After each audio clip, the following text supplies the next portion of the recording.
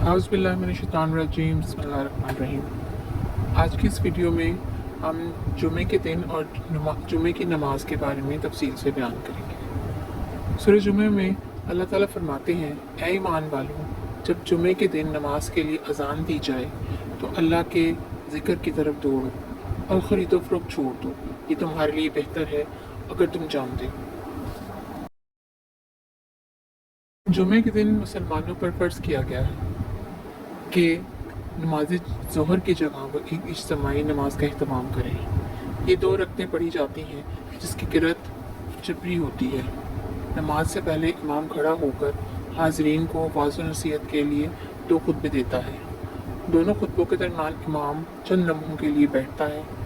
خطبہ جمعہ مختصر دینے کی تاکید کی گئی ہے۔ لوگوں کے لیے خطبہ سننا ضروری ہے، جسے خاموشی سے سننا چاہیے۔ کسی سے بات چیت نہ کی جائے، جتنے کی بات چیت کرنے والوں کو بھی نہ کہا جائے کہ خاموش رہو۔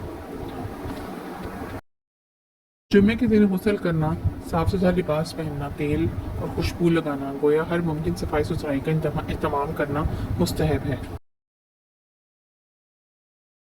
اذان ہوتے ہی تمام مسلمان مردوں کے لیے ضروری ہے کہ ان کے پاس کوئی عذر موجود نہ ہو اور وہ اپنی تمام مصروفیات کو ترک کر کے نماز کے لیے حاضر ہو جائیں۔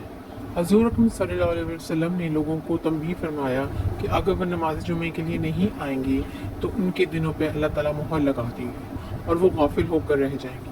اس کے برخلاف جو لوگ غسل کر کے پاکیزہ ہو کر نماز کے لیے پہنچیں گے اور وہ پھر 2 آدمیوں کے درمیان میں گھس کر نہیں بیٹھنے کی کوشش کریں گے، بلکہ خضوع اور خشوع سے نماز ادا کریں گے اور خاموشی سے امام کا خطبہ سنیں گے، انہیں آپ صلی اللہ علیہ وسلم نے بشارت فرمائی کہ ایک جمعے سے دوسرے جمعے تک کے تمام گناہ کو اللہ تعالیٰ معاف فرما دیں گے۔ فرمایا کہ جمعے کے دن جو شخص نماز کے لیے اول وقت میں مسجد میں آتا ہے اس کو اتنا ثواب ملتا ہے جتنا قربانی کے لیے اونٹ بھیجنے والے کو۔ پھر جو بعد میں آتا ہے اس کو گائے کی قربانی کے برابر ثواب ملتا ہے۔ اس کے بعد آنے والے کو دمبا اور اس کے بعد آنے والے کو مرغی اور اس کے بعد آنے والے کو انڈا صدقہ کرنے کی مانند اجر ثواب ملتا ہے۔ پھر جب امام خطبہ دینے لگتا ہے تو فرشتے جو مسجد میں آنے والوں کا نام ترتیب وار لکھتے ہیں اپنا دفتر سمیٹ کر امام کا خطبہ سننے لگتے ہیں۔